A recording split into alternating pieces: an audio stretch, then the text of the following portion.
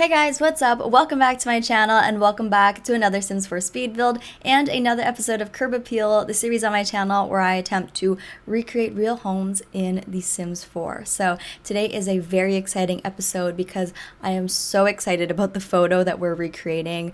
We're recreating this like French country house inspired home, and it's a single story, which I was in the mood for so badly, and it's nice and small and very like petite, and it's not really a tiny home, although I'll have to check if it actually qualifies as like a small home or not.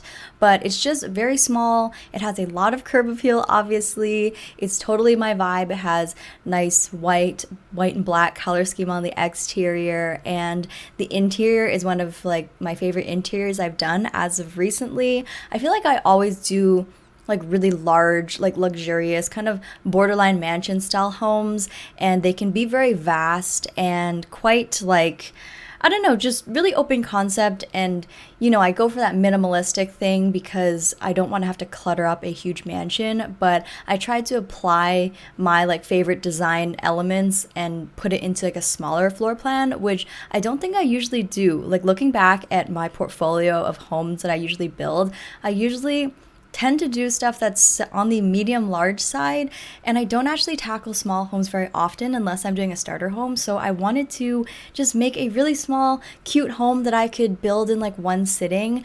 I was building it at night randomly. Lately I've been getting a lot of like inspiration for building at nighttime for some reason. I don't know if you guys have that too.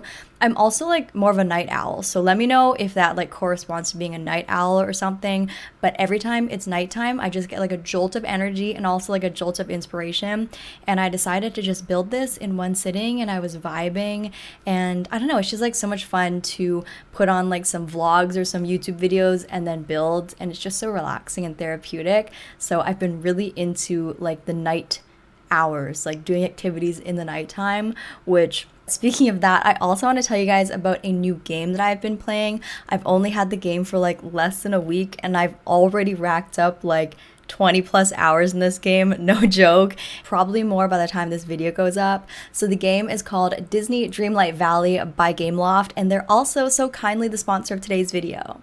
So Disney Dreamlight Valley is a life simulation adventure game where you can explore a world filled with Disney and Pixar heroes and villains. Basically, the valley has been overcome by a mysterious curse called the Forgetting, and it's your job to help save it. There are tons of different realms to explore, each of them having a different Disney character that needs your help, and once you help them, they'll actually move to your village. And that's one of my favorite parts about this game, because besides the main storyline, which has tons of quests and side quests, you're also just trying to build a really pretty village. You can fully customize the entire village with landscaping, pathways, fences, furniture, crops for gardening, and character homes. You can also scavenge for materials and craft different items too. And you get your own house to fully decorate and upgrade to have even more rooms. The building and decorating part is obviously one of my favorite parts, and I'm sure you guys will love it as well. Here's a little sneak peek of what my house looked like in the beginning, and then after a few upgrades, here's where I am now. Some of the furniture I bought at the village shop, and then some things I got by completing quests. So I still have a long ways to go, but I think it's looking pretty good. Let me know what you guys think. So if you guys want to play this too, you can get early access to Disney Dreamlight Valley today by purchasing one of the Founders Pack editions using the link in the description. I'm really excited about this game, and I really think you guys are going to enjoy it too. So if you get it, send me some pics of what your Disney themed house looks like.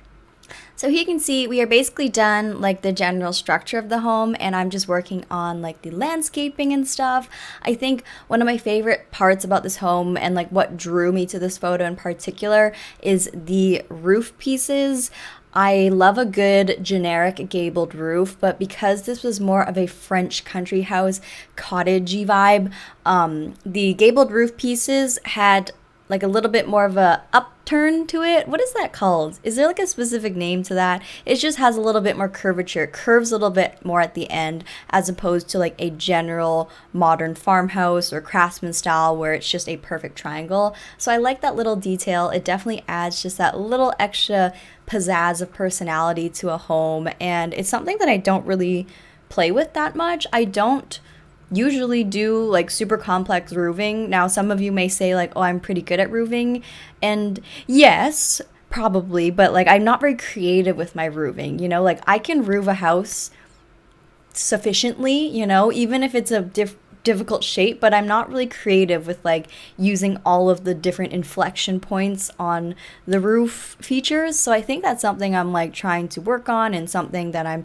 wanting to experiment a little bit more with. So yeah, I did that by using like the little roof tools, and there's actually like a cool trick where you can get more inflection points so you can curve it at different angles. I think if you press, when you click on the roof, if you press, I think it's Shift C, yeah, Shift C, you get more little like bubbles so you can adjust your roof a little bit more. Sorry if that was like a horrible explanation, but next time just try it. Just press Shift C when you click on the roof and there'll be more little adjusting points that you can use.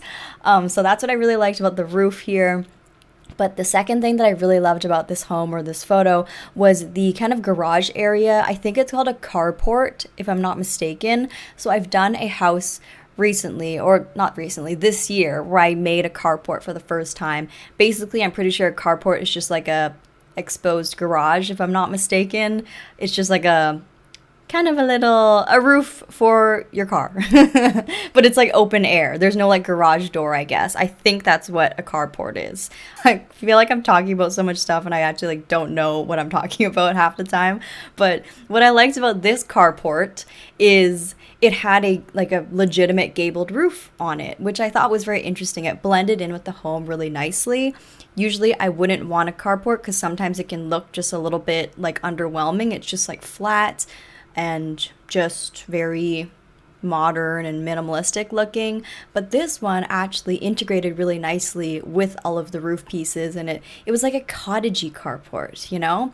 So I just really liked the look of that, and I decided to put it on the right hand side here, and I just like put some, I had to get rid of the flooring underneath it and raise the terrain up a little bit just to make the driveway look more seamless.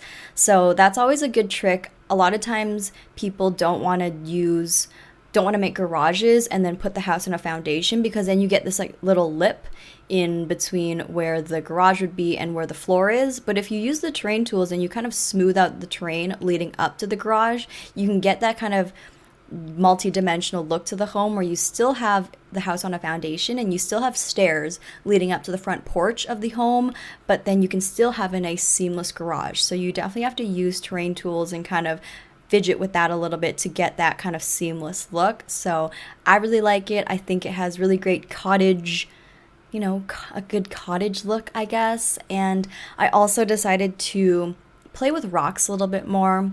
It's not something that I usually do a ton, but in this case, I wanted to outline the entire pathway with just a bunch of base game rocks. So it took a little bit of time to place them all down, but a good trick, if you guys don't know, is if you're placing multiple of the same item, hold down the shift key while you're clicking the item, and it will pretty much make it into like a stamping tool. So it will clone the item over and over and over again, so you can keep stamping that rock everywhere. So that's a really good trick that's useful for plants and landscaping in general. So that really came in handy to do that little rock path.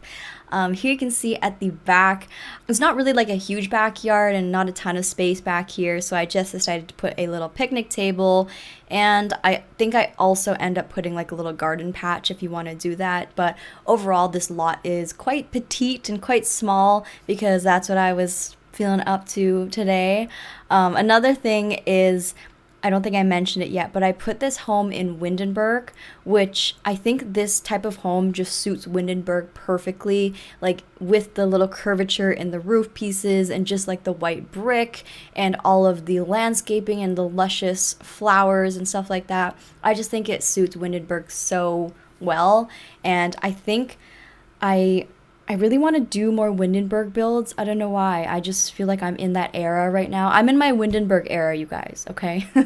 I feel like I was in my Newcrest era for the longest time, but I think I'm going to start doing Windenburg builds. I've just decided. So, also, I know a lot of you guys might be wondering like what's going on with my save file, and basically it's still gonna be, a work in progress. I think I just need to like plan it a little bit better, and I probably sound like a broken record because maybe I've mentioned this before in the past, but I just need to like really sit down and plan out what lots need to be done, what lots I've already done, and what are the gaps and stuff like that. Because I feel like whenever I feel like building, I'll just build wherever I want rather than building like intentionally for a specific lot. That's just kind of how my like inspiration kicks work. I can't like force myself to build for a specific lot just because I need it for a save file, if you know what I mean. But I definitely want to. I just need to kind of plan it out more and be a little bit more intentional with my builds instead of just like building randomly wherever I want, if that makes sense. So that's something that I am going to keep working on. I feel like with the amount of builds I've done just in general, I could probably make a save file. I could probably like put one together. I just need to figure out like which homes would look nice together in like the same neighborhood and stuff. But considering most of my homes are generally speaking on a similar vibe or a similar wavelength, a similar collection, if you will, I feel like it wouldn't be that hard to kind of group houses that I've already made into like existing neighborhoods and stuff.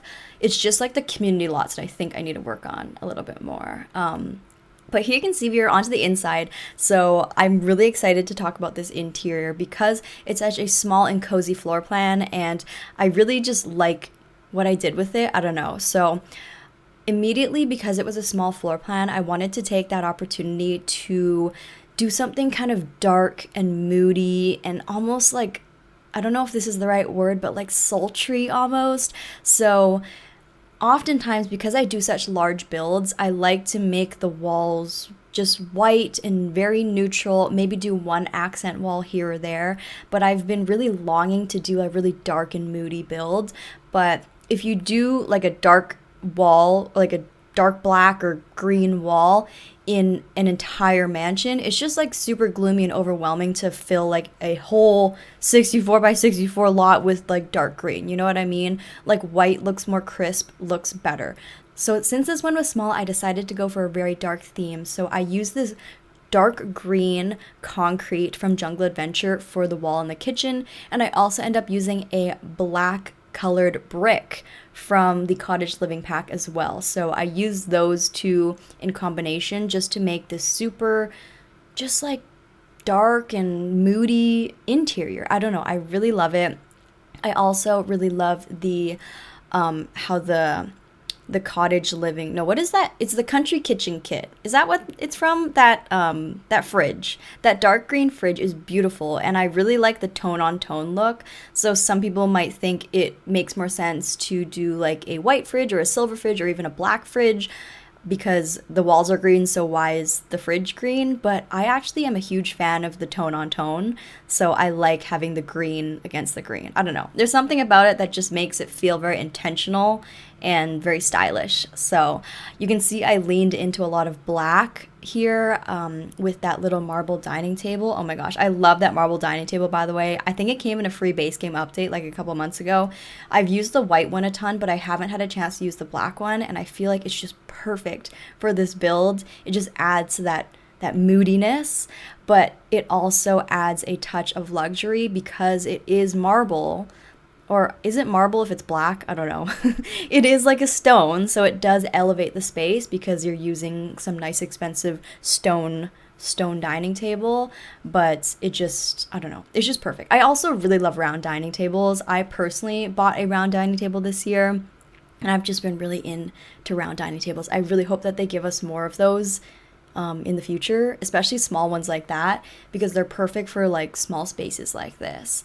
Also, you'll see I did a cool trick with the island. I did it like some time ago, so you might have to rewind, but basically for that little mini island, I wanted the waterfall edge that came with the island living islands because I feel like the waterfall edge adds a nice, sleek, modern touch, but I wanted to tie in the island a little bit better with the country kitchen kit counters.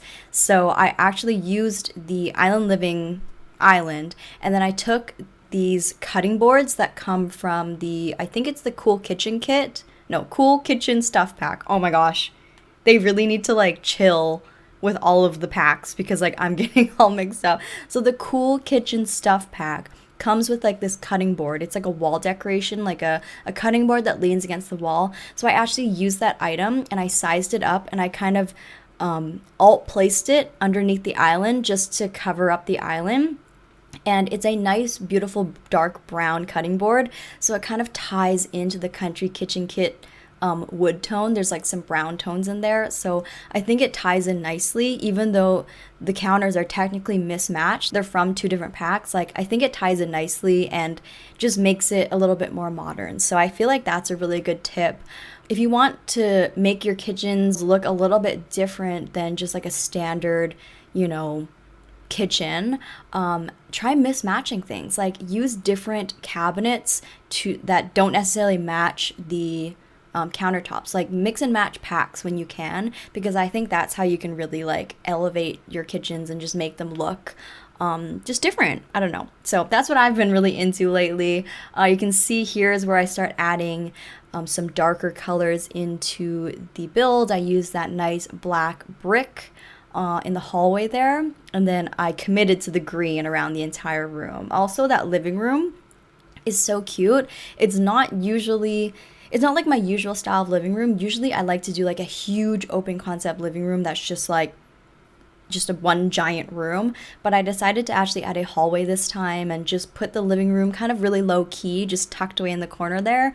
I think that I don't know, I like it. I really, really like it. I feel like it's realistic, and I like the bookshelf against the wall. I think the people that live here are probably avid readers. They're well-traveled, and, they don't need a huge house because maybe they're always traveling the world and exploring different countries and cultures and stuff like that, and they love reading, and I don't know, that's the vibe I was going for here.